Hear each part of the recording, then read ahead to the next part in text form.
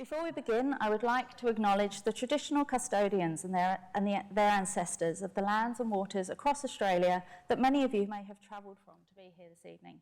I especially acknowledge the people of the Woiwurrung and Boonwurrung language groups of the Eastern Kulin Nations, whose lands we are meeting on today and whose lands were stolen and never ceded. This event is hosted by the Australian Research Council Centre of Excellence for Automated Decision Making and Society. My name is Jenney Kennedy. I'm a research fellow at the Centre and delighted to have the opportunity to chair this panel. So let me introduce you to our panellists. We have Kate Bauer. Kate is expanding Choice's work on fair, safe and just markets to data misuse, including price discrimination and algorithmic bias. Professor Anthony McCosker is at Swinburne University. He researches the impacts and uses of social media and new communication technologies with a focus on digital inclusion and participation and data literacy. Penny Harrison is the Director of Volunteering at the Australian Red Cross and has over 20 years' experience in leadership and operational roles in the humanitarian sector. We have Malavika Jayaram, who is the Executive Director of the Digital Asia Hub and a Faculty Associate at the Berkman Klein Centre for Internet and Society at Harvard University. And Dr. Melissa Gregg is a Senior Principal Engineer and Research Director for the Client Computing Group at Intel. Melissa has an international reputation for her research in the areas of technology, work and human factors. So I'll begin with my first question to the panel. How is automated decision-making already playing a role in people's daily lives? And Penny, would you mind if I ask you to begin? Not at all. And I'm delighted that everyone's got their notebooks, because I'm often the dag with notebooks, so apologies if I look down. But if I think about where I'm predominantly working, which is the humanitarian sector, one of our greatest successes is actually working in a multi-sector way and working in deep collaboration. And you might be thinking, why would this be relevant for the humanitarian sector? Well, like everyone, the pace of all of these technologies, whether it's artificial intelligence, whether it's automated decision-making, has a direct correlation to the speed, pace and impact in which humanitarian organisations can work. And in particular, it actually offers us really important new insights into how we can use data in ways that we have never been able to do before. And that ability in microseconds to understand patterns of movements of people, as you will all know, is occurring in contexts in and around Ukraine as just one example globally. The food insecurity that is occurring across West Africa, a lot of that information is now sourced in real time through the use of these technologies. And that leads to huge improvements, but it also leads to big questions, probably like all my colleagues on the table. We ask ourselves the same questions. Who gets to hold the data? Who gets to make the decisions about how that information is then used and shared? Which organisations get access and why? What's the sorts of regulatory environments that we need? And as Red Cross, we're often working in environments where there is very limited forms of governance, let alone regulatory environments. So the impetus and the onus rests on organisations operating in those spaces. So I'm going to perhaps maybe just kick off with an example that's pretty close to us. You'll all be familiar with the impacts of the Black Summer bushfires. What you may not know is that there is in fact a national facial recognition database that was initially developed in 2017. And in 2019, there was a bit of a halt put on that. And it's actually a database that's accessible by all states and territories, even though it's run federally through Home Affairs. And it enables a basic document verification service based on information that is held in that database. Now, in 2019, there was a bit of a question that emerged and said, well, geez, how do people give consent around this information? What are the sorts of safeguards that we need to put in place?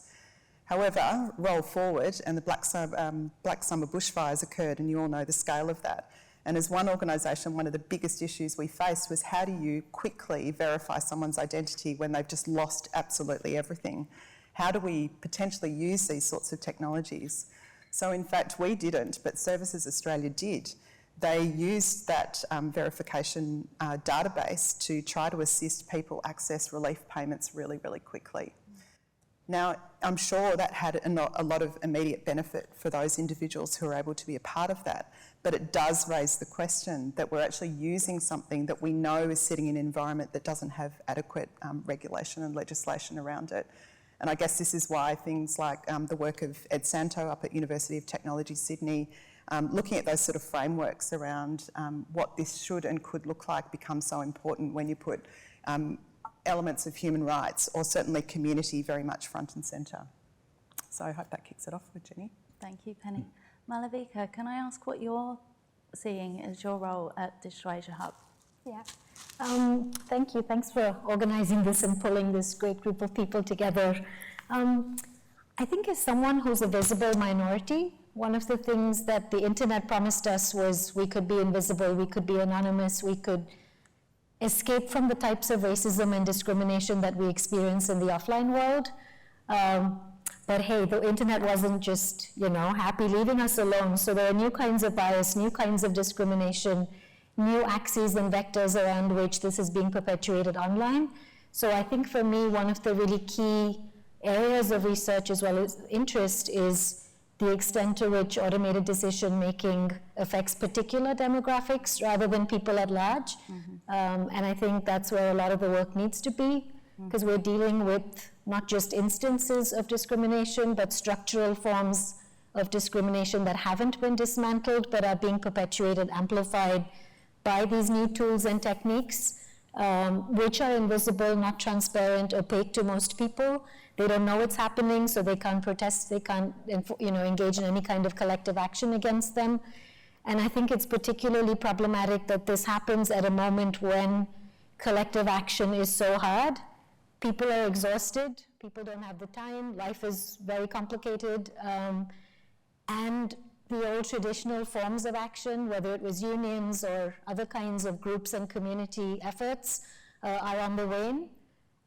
So I think it's particularly important, and I'll just say one other thing, which is that when there is a war on woke and a war on any kind of, identity politics, as if you can say anything that reductive about people enforcing their own rights, it becomes really hard to actually fight for some of these benefits and obligations when everybody thinks you're playing politics in spheres that ought not to have any politics, saying it's a game, it's online, it's fun, it's social media, don't get so angry.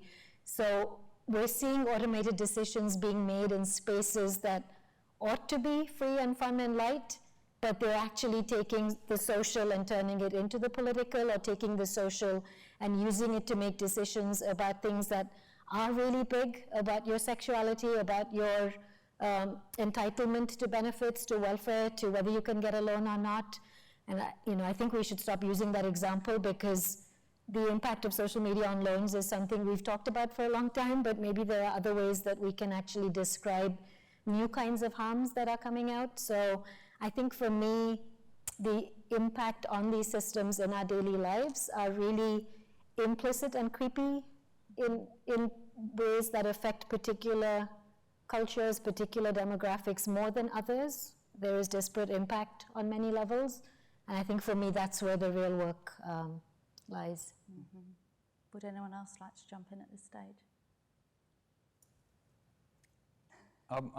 I'd like to add also that we are really at a juncture, not necessarily a juncture, but there are a lot of crises, a lot of social crises at the moment. And I think a couple of years ago, when we sort of entered into the many COVID lockdowns that we had in Melbourne here, we were working with community organisations, community sector organisations, social services, health sector organisations that were themselves kind of falling apart in terms of how they, managed to continue to operate. And we were trying to run data projects with them, looking at ways that they could optimise what they do or improve their outcomes and impact. And it hasn't finished, those kind of issues and social problems are still there. I was talking to someone this morning about, the massive wait lists for, say, paediatricians for diagnoses for kids, for example, And these are things that that technology can contribute to, can have some impact on in ways that we're all, of course, very cautious about, and thinking through the ramifications and the implications and the potential harms. But to balance that with, there are so many crises that need to be solved. Yeah, there's something to think about. Mm-hmm. What are next question to the panel, what are some of the social and ethical issues then associated with automated decision making in the context that you're seeing? Can I start with you, Kate? I think I'm obviously going to come at this from a consumer protection angle. So I kind of want to make 2 points. One is how digital products are exceptional, and the other is why we shouldn't treat them as an exception. So they may seem like contradictory points. And they're exceptional for the reason that Malavika mentioned, which is in terms of the opacity. So when we think about the history of consumer protection in Australia and the history of consumer advocacy at Choice, often a lot of our work has been around product safety. And we do testing of products to ensure that they're safe. But one of the things that we have known in the past is people know when they've been harmed by a product. So if you purchase a heater and its safety device fails and it fails to shut off and it sets your house on fire, that's an obvious harm to you. You purchase a product, it blows up in your face, you know you've been harmed by the product. So what's exceptional about digital products is the fact that you sometimes don't know when you've been harmed, which is not to say that you haven't been harmed. It just means that often the harm or the decisions that lead to the harm are very many steps removed, and many people are involved, or many complex systems are involved in creating those harms. And so that creates a problem. It's a problem for consumer advocates, regulators, researchers, and it's something that we've all been talking about here, is how to get to that opacity. So in that sense, digital products and automated decision making is exceptional in that it's different from other things. But the way that I think it shouldn't be an exception is that you shouldn't, like this panel's called, what do we need to know? Automated societies, what do we need to know? And I think let's invert that to what do we not need to know as consumers? And that is, we shouldn't have to be AI experts or privacy experts in order to interact in the digital world safely. Right? That is not something that should be expected of us. If my toilet breaks, I can call a plumber. I don't need to know how sewage works to expect for the plumber to come and do their job properly. So I think that's the expectation of what we expect in products in the marketplace. It should do what it says on the tin, and it should do it without hurting people. And if you can't do that, like we hear a lot of, the complexity, the black box, we don't know how it works. If you can't do that, don't be in the market. I mean, it's that simple. That's not an unfair standard. That's the same standard that we apply to all kinds of other types of products. And in that sense, I don't think automated decision-making or digital products or products made in the digital space, whether they're services or software as a service or whatever we're talking about, should be any different than any other type of marketplace. And the same safety and efficacy standards that we expect should apply. Feel free to clap. I'm always willing to clap consumer advocacy. The other thing that made me think of, just as you were talking, was how even if there is one set of coordinates when a digital product enters a home, that may change over time. And I'm reminded of the work that we did together on smart home technologies, and how, depending on who sets up those technologies, there may be a certain power dynamic that only comes into play when things go wrong.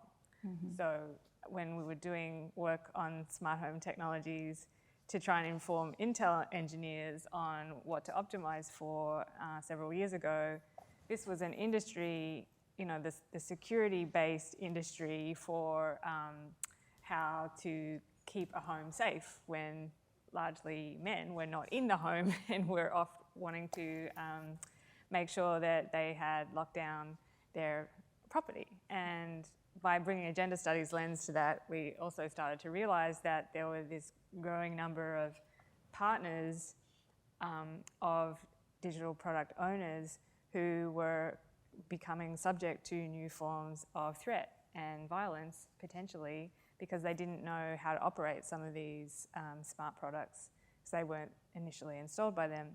And so even if one person in a domestic context knows something about the harms at the point of purchase, as relationships evolve, as homes take on many of their complicated characteristics, we're often faced with a situation where a technology is shared, and it's not just one user's behaviour that is really the issue. So one thing that I'm often thinking about when we're talking about the design of technology is if we're only designing for individuals, we're not necessarily thinking about the groups, the collectives, the families, or in fact the nations or migrant populations or variations on collectives that also stand to be part of the harm involved that has to be factored in.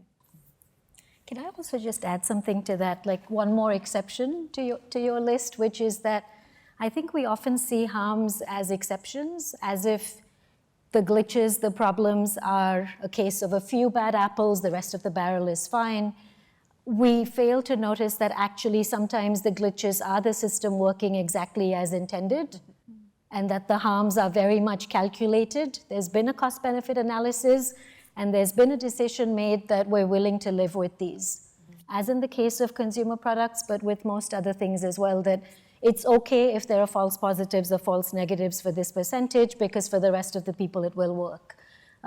So I think that's really problematic, like we're ignoring the fact that it is the system working as intended. And I think the other problem that also came up when I was listening to everyone is you can't treat life and people as an optimization problem. You can optimize a service, you can optimize a product, but when we look at everything through the lens of optimization, someone is losing out, right? Someone is losing out. Some values are less important than others. And I really loathe balancing metaphors. Like if I never heard one again, I'd be very happy. But when we look at everything as in, we have to balance rights against, innovation, or we have to balance privacy and security against the national interest, there are ways of balance that don't involve people losing out. And there are ways to do it without thinking in terms of a very mechanical, mathematical optimization approach that is actually people respecting, human rights respecting, and maybe it's not as efficient, and we're willing to let go of some of those efficiency goals in order to have other benefits of democracy that isn't perfect, that is creaky, that is messy, and it's all going to look like Mad Max one day, and that's okay, right? We don't want a shiny sanitary universe where it's this thing that science fiction promised us, but actually turned out to be a really creepy dystopian state where you can't read the books you wanted to. So I'm just really against this sort of optimization approach, and I just wanted to put that out there. Thank you. Applause. Yeah. Can I maybe build on that? Yeah. There's this kind of idea, and I think we talked about it if anyone's at that fairness and bias workshop earlier, thinking about like what are the technical solutions to these problems versus thinking about like what are the impacts, what are like the outcomes. Virginia Eubanks has that idea of like automating inequalities. Like these things are not existing in a vacuum, right? Yeah. Like the reason why bias and discrimination is such a big problem in tech is because it's a problem in real life, right? Like this is not operating in some kind of vacuum. The example that was spoken about earlier today about Amazon's biased hiring algorithm. In fact, the algorithm wasn't biased. The algorithm was predicting exactly what was in the data, which was rampant gender discrimination in Amazon's previous hiring. Like that's not a biased algorithm. That's like real life discrimination. So I think it's important to think about like what's possibly technical versus what's actually already a problem in society, and actually we're just automating what we're already doing. So in that sense, we can't expect technology to save us from ourselves, right? We have to treat these problems as already the problems that we're dealing with in society.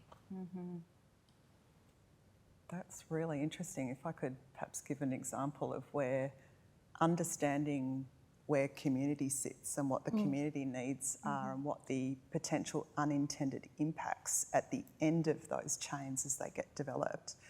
There's some pretty stunning, and I'm actually not normally a negative Nelly, but I feel like I need to put them on the table because I reckon we also then learn enormously from where profound mistakes are made to then understand what we fundamentally have to shift in how we design into the future. I would try not to harp on it too much, but the war in Ukraine, there's this fascinating case study around Clearview AI, which I'm sure many people in the room have heard about. Now, that technology has been deployed into a context that is highly volatile, where there is no border controls, and it's being used on the surface of it to use this biometric technology to look at Russian soldiers basically who have died. But this technology actually is very likely being applied in a couple of other ways, including to recognise so-called Russian individuals who may be infiltrators.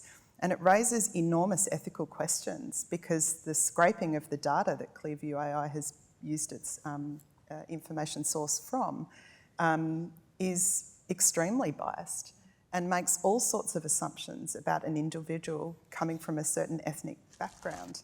Now, coming from a humanitarian context, and as the Red Cross, where the fundamental tenets of the wars of law are being so profoundly challenged, like we're asking ourselves the question, what does this actually mean for the Geneva Conventions quite profoundly? But then on a really practical level, how do we begin to change this? So when we call out these examples, not that there may not be enormous benefit in the application of the technology, but why are these things happening where they're going wrong so profoundly? And we seem sometimes unable to speak up against them. Now, this is certainly not the case in this particular example. But another one that had an unintended impact that probably just simply was not thought about, and it's a written up Human Rights Watch report from 2021, based on the movement of the Rohingya refugees into Bangladesh, where again, biometric technology was used by the United Nations High Commission for Refugees for absolutely well-intended purpose. The problem they needed to solve was how to quickly deploy relief, cash, to individuals who had moved in this mass movement with all of the pressures and the rights that they are afforded as refugees. But what hadn't been factored was then who was going to make the decision about how that information was used. And the smart card information, which included biometric data, was then shared with the Myanmar government. Now, again, under refugee law, you have rights, you have a bit, but there was no consent points offered. So if I think about where are these things and where are these opportunities, because they are, this is a golden opportunity to be saying, that was a pretty bad decision, but then who had the decision rights? Did someone ask who had those decision rights? And then how do we counter that when obviously there's a commercial imperative, there's a human imperative sort of wrapped around these different case examples? And I think what also happens in those contexts is that so much of it is done for the benefit of someone, but it's done in a top-down, centralized way where the people that these decisions affect are actually not involved in the decision making. They're not participating, and I know Anthony will probably have a lot to say about ways to correct for that. But I think in these contexts, there's also this impetus to say, this is a disaster, it's a crisis. We have one chance, one shot at going in there and collecting all the data that we can because we can't go there again. And the people doing the work are well-intentioned humanitarian actors saying, I'm going to collect everything that I can. Someone in the IT department will tell me what I can't use. Some lawyer will scrape it and say, you can't touch that, that's illegal. Some IT person will one day automatically delete it so that it doesn't hang around the world forever and ever. But I don't need to make those decisions because I'm a doctor, I'm a aid worker. I don't need to think about those things. And I think that's a systemic problem as well because we assume that there are silos. We don't all need to know all of this. And to Kate's point, we shouldn't have to. But I think there are certain sectors where the benevolence doesn't excuse the harms that occur. And we have to do better as communities to actually train people saying, if you're doing data collection, have an IRB type process. Academics do it. Why can't we transport something like that into other fields where you have to have this kind of exercise where you go through what could be collected, who it might impact, what are other ways to do it, how do you anonymize? I know, anonymization is sort of the Santa Claus of the privacy world. Like, we tell kids it exists, but it doesn't really. You can't really anonymize. But, I think if you don't even make the effort or if you don't acknowledge that it's an impossibility and therefore you have to route around it and you imagine that somehow you can achieve anonymity, you're smoking crack. Like it's not going to happen. There are no kids in this audience, right? Okay. I assume if you had drinks, you're allowed to be in here and listen to this. Okay. But yeah, just we did a book sprint a while ago where we were trying to come up with the name for how humanitarian actors didn't really work with data or thought they didn't. And we had one of those flow charts that said, do you work with data? No, like, no, actually you do. And you come back to the same stream, like, yes, you work with data. Like, nobody told you, but you do. And we were trying to come up with a name, and we were thinking of this whole anonymity problem. And the only, like, IT security, like, crazy hacker dude in the room said, well, if you really want to protect your data, what you really want to do is just shoot your hard drive into space. Short of that, it's not going to happen. So that was actually the title of our book, which was Shooting Your Hard Drive into Space and Other Ways to Protect Your Data, which maybe 3 people downloaded, but it exists somewhere in the interwebs. It's there. So beyond shooting our hard drives into space, I would really like us to set aside some research money to at least test that. How can we ensure these technologies are being developed and used in more responsible, ethical, and inclusive ways? Can I just say that, like, this is the research aspect and the evaluation aspect, and I think in terms of harms, we don't always know what those harms are going to be. That's the reality of how the technologies get developed and how they play out in practice. And it's kind of the issue that the European Commission is dealing with in terms of trying to categorise different types of AI, for example, as high risk and low risk. You can try to do that, but it doesn't necessarily match to the spectacular and the mundane. The mundane can be high risk, it can be high harm, but also those harms can be well down the track, and they can be subtle, and they can be, long term. So the how to address this, I think, has to start with the research, and not just research in terms of how to build better models, but there's lots of talk at the moment about how to start with the data pipeline right at the beginning. So it is that point about, when the data is being collected, what is that process? Who's involved? How are they trained? Is there, agency and ownership? Is there a reciprocal relationship with the data subject or the person whose data is being collected? And then, how can we map that right through the pipeline, the process, through to the outcomes and what happens down the track? I think one of the other aspects that's worth considering on this topic is when the engineer doesn't even really care where the data comes from. Like, there's not that kind of intimacy with the data set that one would hope for. Even the idea of a pipeline, it's an engineering metaphor that assumes that there is a source and that you have visibility into that funnel. One of the challenges I think many professionals, including engineers, face is a sense of time poverty. That means that really you're just focusing on the result that you're optimizing again. And where you're sourcing that data from, it's just a generic set that is available to you. So you're going to try and make use of it to test this thing that you want to improve. And I think that's one of the major problems that we have in introducing responsibility or even inclusiveness is that the levels of abstraction we're talking about when we're talking about training data just makes that chain of custodianship or responsibility very difficult to trace.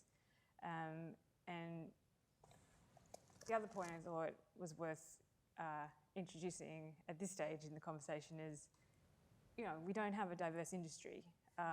So how can you possibly get a diverse outcome if we're talking about such a homogenous group of people who are empowered to run these technologies in the first place without a ton of training that would introduce things like different forms of equity awareness, and also some of the more nascent but to some parts of the world, very urgent topics, like what is the energy justice behind the kinds of tools and methodologies and training sets that are being normalised in the way the industry considers itself to be performing best practice.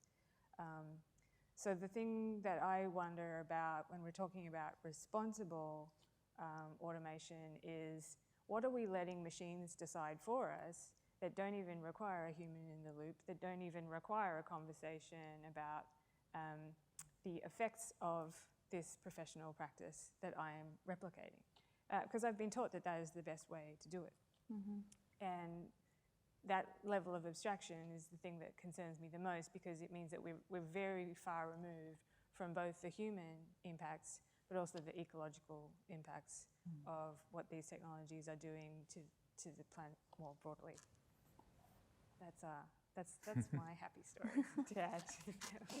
Can I build on just your point? I wrote down intimacy. How fascinating, because it just made me think of, for Red Cross, the Restoring Family Links program, which matches people effectively globally if you're displaced, impacted by war or other natural disasters. And the International Committee of the Red Cross has been, and I was perhaps going to reflect back to you, Anthony, as well, sort of trying to safely design something.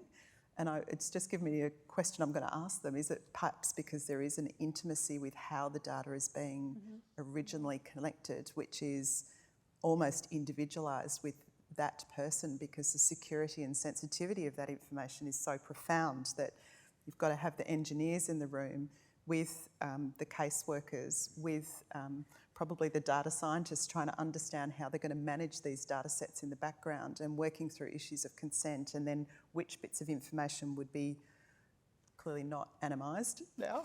But, you know, how do you even go through that process? And so how do you perhaps safely learn? But I wonder if there's something in this question of intimacy that we haven't researched deeply. I don't know, my fellow friends. But it definitely plays out when you're talking about the application of you know, different systems or technologies within, say, organisational settings, for example. So in the work that we've been doing with you know, a whole range of non-profit sector organisations, large, small, across Australia, there's a bit of a disparity between the resources that are required to actually, you know, bring different groups across the organisation together around data projects and their application and building things, and that, you know, desire to just grab things off the shelf and to apply them as they've been trained and built for a completely different situation, you know, most likely a commercial arrangement or some sort of customer service type arrangement that doesn't fit to, say, a charity sector role. And if, you know, if the resources are there and the will is there to actually put all of those pieces together and bring the silos together, it actually makes a big difference. And I do think that there is a role for capability building, you know, for all of us, that, you know, we're not going to necessarily know how to get under the hood of a machine learning model, but the more each of us know, you know, the better. And in an organisational setting, then the more that you can contribute to building something that actually does, you know, put into practice those, I don't know, principles of justice and equity and consent and ethics and all of those kind of things that you would want to see. The problem is that it just doesn't seem to be happening, mainly because of resources, a little bit because of the lag and the speed, I think, of development and need as well. As we said, there's lots of crises that need to be solved very quickly.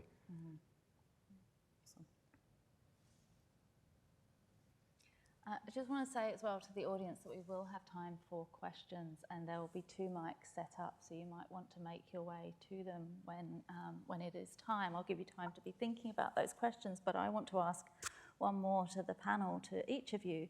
What do those of us doing work in this space need to know, or what do we need to do better in order to learn more about what citizens and consumers need? I'm going to start. Okay. Because that way we can go along. Yes. And all be prepared.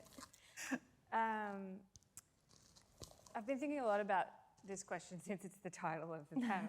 And given the comments I just made about the ecological impacts of an automated society, part of what I wonder is there anything we don't know at this point about how bad some of these technologies are for the planet? And given what we know, given that information dumps on how bad the climate situation is, how bad extinction is, how bad the droughts are, and the fact that cloud companies are searching the earth for cooler places to put their servers because we know already that there is a certain level of precarity upon us. It's not that we need to know any more when it comes to some of the challenges that the future of the tech industry looks like taking us closer to. So instead, I'd like to turn the question around a little and say, like, what are you going to do with the knowledge you already have? Because we all need to do more in our everyday settings to, I wouldn't say just generically resist what's going on, because that's not action. That's paralyzing in its own way. It's instead starting to think through literally how is, you having your laptop open right now, draining a battery that came from a certain place. Should have stuck to the notebook. When we could all be using notebooks. Now they have their own problems. But genuinely thinking through how am I implicated on a daily basis with the very same ecology and ecosystem and economy that these technologies are reproducing and exacerbating. And the thing that I also wonder about is, some of the most egregious examples of automated decision making right now, I'm not sure if Ellie's here tonight, but like things to do with the blockchain directions and the way that cryptocurrencies and the metaverse and other kinds of Web3 conversations are headed. It's just like, it's an ecological disaster. But the more we keep repeating these as destiny as opposed to contested, we are also creating that reality. So, I mean, I'm partly trying to say, do what you can every day with the knowledge that you already have instead of feeling paralyzed. And I think part of what that means is getting much more acutely aware of those minute decisions that you make to get on a plane or turn on your video or not delete files when you're actually contributing to the fortunes of those cloud companies every time you neglect to take care of that digital housework. Isn't that the term that you use? Yeah. So there's some other thoughts that I'd like to make sure that we ponder. Yeah, I think for me, picking up on what you said, Melissa, I think there is this sense that this kind of progress is inevitable and that you can just add AI or blockchain or crypto to something and suddenly it becomes amazing and solves problems. But I think we don't ask the question of what's the problem we're trying to solve, who is it for, do we need it, do they want it, would they like to do it themselves instead of us doing it for them? Can it be a creative, co-created process? We don't ask those questions, and therefore we will never know unless we actually take a step back and let people solve their own problems and ask for support when they need it. I think one of the other things that I'm really concerned about is the extent to which, I mean, since I'm hating on everyone, let me also add funders to the mix. When all the motivation is for everyone to be working on automated decision-making and AI, because that's what's getting funded, what's happening to all the problems we haven't fixed? We haven't fixed privacy and security, but unless you view it through the lens of this will help AI, that's not going to get funded. So all the grassroots work, all the work that's incomplete, unfinished, and the energy of activists, civil society, and academics is being diverted toward this new shiny thing without having fixed the broken things that, forget them being valuable in their own right, are necessary and essential to solving the bigger AI shiny things also, right? They're the structure and foundation you need. But instead we have the tech bros jumping around saying, oh, let's have a digital Geneva Convention, or let's have a Geneva Convention for AI. Yeah, you have one. It's called the Universal Declaration of Human Rights. Thank you very much. We did that a while ago. It works really well. We don't need 16 other guidelines and codes of practice and self-regulation and co-regulation, and we'll do it ourselves, maybe if we like, if you can find our terms and conditions somewhere on our website. We've got instruments, and to Melissa's point, like, let's use the things we have, let's use the tools we have, use strategic litigation, put friction into the system, use obfuscation, right? Like, use all the tools you have, because this unequal bargaining thing, like, sneak preview, it's never going to get less unequal. If anything, it's going to get worse. So I'm here, of course, to shift the Overton window of doom and gloom, and what now becomes acceptable for how doom and gloomy we are on panels. But I think, in terms of like the diversion towards the shiny new things, funders are really complicit in this. All of their CFPs are not solving, water management and energy and resources and communitarian things and, getting internet to people in the first place because we think that was solved. We're also not looking at post-access. We're not looking through the lens of, we gave them the internet, did it work, and what did they do with it, right? You have to use an after-access lens to see why, even after the last mile, problem was solved, why did people still not use it? Was it a literacy issue? Was it something else? Was it something we didn't even think of because we didn't ask? There's a really great example that I'm very fond of. India introduced something called the Rural Employment Guarantee Act, so everyone was guaranteed a certain amount of work. When this was an offline process, every Friday, the farmer would get all his laborers together and would pay them all in cash for the amount of work that they'd done. They then decided to link this to, surprise, surprise, a biometric ID program, and then said, oh, every farmer has to walk for 6 hours whenever they need to go to the nearest bank to actually deposit their wages. So why don't we get those 6 hours back into their lives so they don't have to do that? Let's just send it to a bank account that we've helped them create, because then we also get to tick the box on financial inclusion, right? And then what they found was that instead of actually people working more because they had those extra hours, they found the data showed it dived horrendously.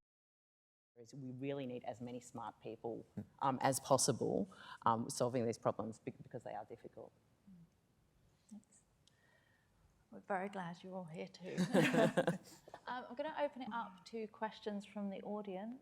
So if you have a question, please raise your hand so that the mics can find you. There's one up the back there. One up there. It's just people leaving. Hi, we're still only getting grasps to our own physical consent in lots of places, and that gets under attack, as we see in America every day. How do we educate people to understand their virtual consent at the same time? So if my medical history is being used in, for good or for bad in an automated system, how do we teach people that you have the right to have consent over your virtual selves and your virtual information? Data collection as part of their model. So they're using all sorts of other AI, but they made the point, and I know I said I wasn't going to talk about facial recognition, but it turns out I am. Right, so, in and of itself, some of these technologies can be harmful on their own. Sometimes they're not. What is concerning, if we don't put the brakes on, is where we might be heading if we don't think about these things. So like the metaverse, it's an inevitable thing. Like this future where you walk into the supermarket, it identifies you, it knows who you are, it knows behaviourally what kinds of things appeal to you. It doesn't display prices, there's no unit pricing. Instead, what you get is a personalised price based either on your willingness to pay or the kinds of things that you'd like to buy. So this kind of world where all of the mechanisms that we would normally have for transparency and to increase consumers' bargaining power, to increase consumer choice and to enable people to be able to make those decisions transparently and fairly are gone. So kind of what's at stake is that automating inequality to the point where it's beyond our beyond help, you know. And I think that's kind of like a very kind of doom and gloom way of thinking about it.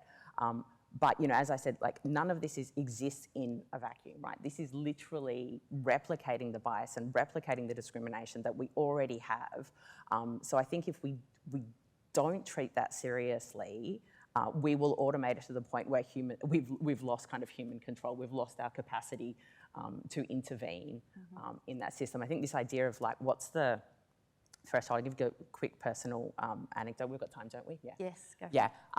Is my mother, when I was growing up, was the National Manager of Passengers and Intelligence at Customs, which is now the Australian Border Force, and was responsible for the first implementation of facial recognition in Australia, which is SmartGate.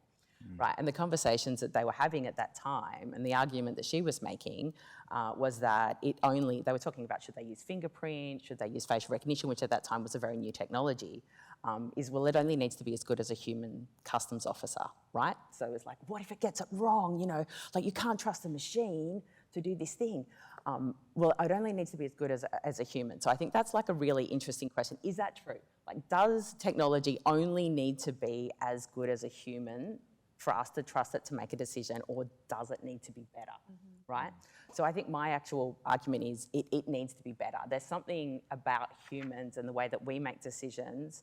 You know, if you think about autonomous vehicles, you know, yes, we can give it a whole bunch of conditions and a whole bunch of principles, and you know, and it will operate on prediction and within certain parameters. But me as a human, I'm a person who's been in car accidents. I'm a person who's had a family member die in a car accident. If I'm going to be in the trolley problem, you know, and I have to look someone in the eyes when I'm going to kill them, essentially, you know, with the machine that I'm controlling, that's a very different effective experience in making that decision. And I don't think we're anywhere near entrusting automation and machines to make those kinds of decisions. So I guess like what's at stake is that we give up the humanness, we give up the guilt and the ick factor and all the weird stuff that we do in terms of making decisions and hand it over to machines. But these machines, to borrow from Ellen Broad, are made by humans,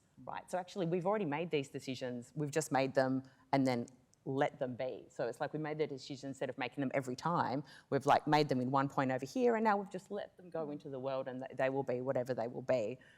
So yeah, what's at stake is a horrible dystopian vision with no hope if we don't get this right. Over to you to add some hope. That's a tough one. Well, I don't know. You know, I can't. I'm not a speculatist. I'm not a futurist. Don't let that stop you. No, I'm not going to even try. But someone did ask me,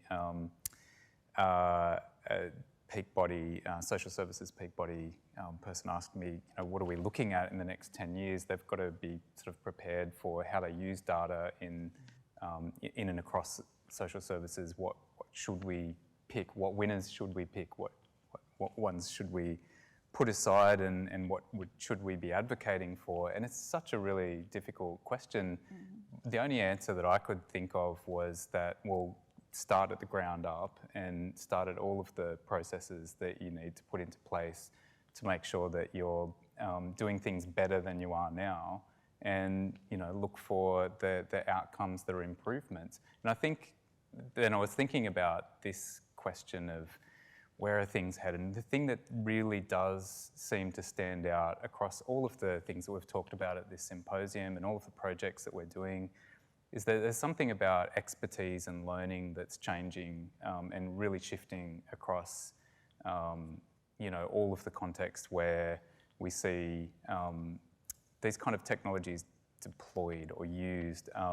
There's like, so if you take for instance the big language models that are actually changing our media ecosystem in terms of instantly produced news articles, for example, or deep fakes, or synthetic media, producing new things out of nothing. Or I was talking to a young artist out in the foyer out there about, you know, the new kind of synthetic media art play toys that are built on the back of, DALI and so on.